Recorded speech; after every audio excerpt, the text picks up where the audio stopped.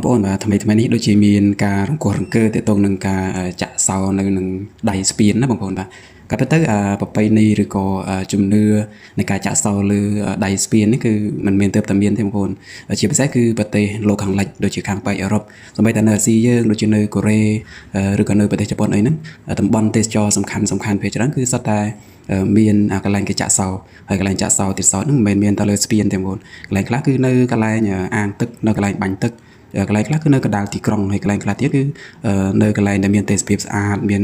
មើលទៅឃើញតួប៉ម Eiffel ឃើញអីជាដើមអញ្ចឹងណាហើយទៅនាមទម្លាប់របស់គេនៅពេលដែលគេចាក់ហើយគេចោល